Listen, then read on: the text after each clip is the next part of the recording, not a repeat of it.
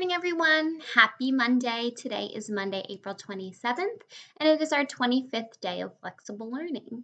Don't forget, on Mondays, we do our Monday morning meeting. So at 10 o'clock, the link will go live, and we can all say hello to one another. So don't forget, today we're going to talk about our favorite foods and the foods that we miss, maybe from a restaurant, maybe from another person's house. Maybe you love your grandma's cooking and you're really missing your grandma's chicken noodle soup. So during Friendship Friday, we talked about maybe thinking of our favorite foods that we're going to talk about. I love talking about food. Just yummy and it makes me feel good. So before we get started on anything else and talking about all of our new things for this week, let's go to our quote of the day. Our quote is from Albert Einstein again. Logic will take you from A to B, but imagination will take you everywhere.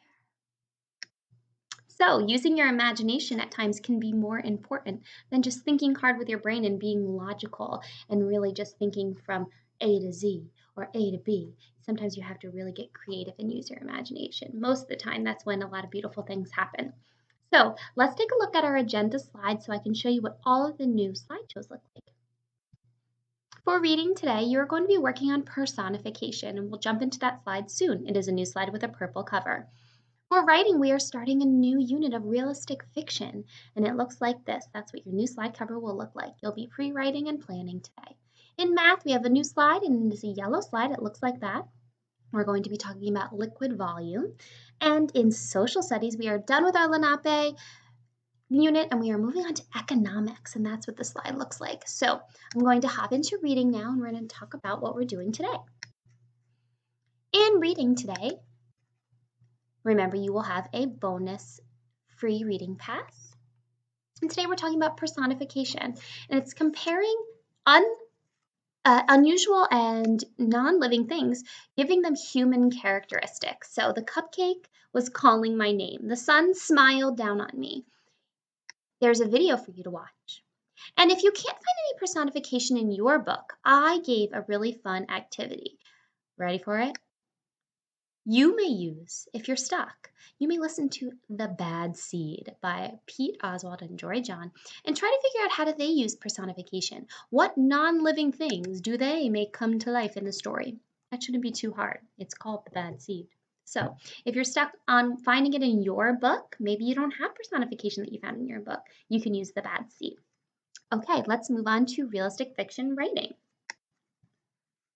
In writing today, you're going to watch this video launching all about realistic fiction. You will be typing your name in here. And then on the second slide, you may click on this link and listen to my story called Sabrina Takes the Stage. It's one I wrote that is realistic fiction. Here it will pop open to a new page. You may either read it, or if you click on this, it will read it to you. Sabrina Takes the Stage by Samantha Finnegan. And you'll hit the next arrow. And again, you can click here or you can read it yourself. Sabrina walked into Forest Road School with sweaty palms and a pit in her stomach. Today, what I want you to remember about planning your realistic fiction today is when you listen to my story, you're going to see that the character's name is Sabrina. What is my name? Samantha. Do you see how I use myself to inspire the character? It's a little easier if you do that. If you keep listening, you'll see that she goes to Forest Road School.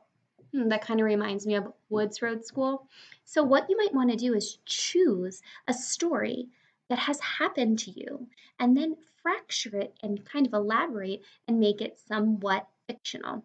So my story about Sabrina taking the stage really comes from me trying out for a play when I was in the 7th grade. So I used my real life to inspire the story.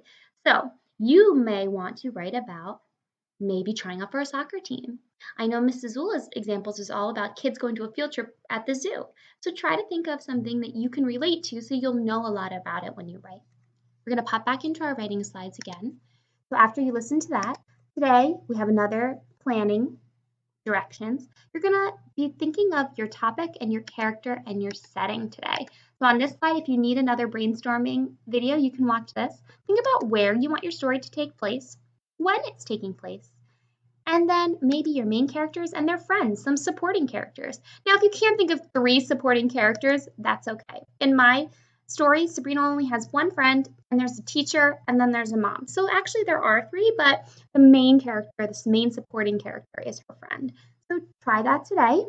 Take your time and have some fun with it. Let's move on to what our math slides look like today. That yellow slide, as always, you're going to have a warm-up that looks like your journal page. You're going to be hearing some Mr. M videos this week for math. If you are using a iPad and your videos don't always play in here, we're adding some YouTube links here, so that should take you to another link and hopefully you'll be able to listen to it, but it's the same link. Then you're going to be talking about liquid volume. So you're going to use this circle and drag it over the correct answer. To remind you, it's right there. You're going to try to figure out liquid volume, and Mr. M put an example right here for us to use. After that, you just have one page today, and then you're on to your game. Now, one other thing, if you are one of my friends who have tried IXL, you may do an IXL activity too and try to get those smart share points. I know Holden has used it, I know Braden has tried it, and I'm not sure who else has done it, but I'll take a look this week to see if you've been on IXL. Remember, it's just something we're practicing and trying, but some of you might really enjoy it. Okay, let's pop on over to social studies for our final activity of the day.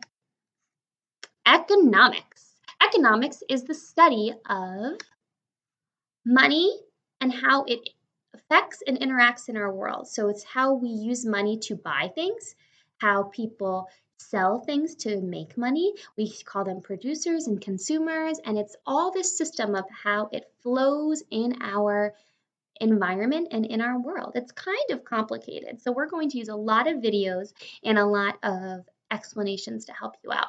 So today you'll be doing the green slides, and it explains it here, green slides.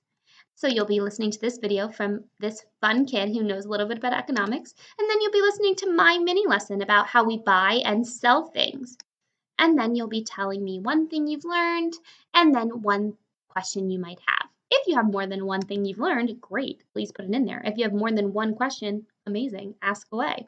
And that brings us to our final activity of the day. So remember, I will of course be posting the Flipgrid. You can check for updates in James and the Giant Peach, and you don't want to miss our morning meeting. Also importantly, if you haven't already done so, click the attendance for today. All right, I'm really excited to see all the work that we're doing for this new week. Have a great day. I'll see you in the comments and on Flipgrid.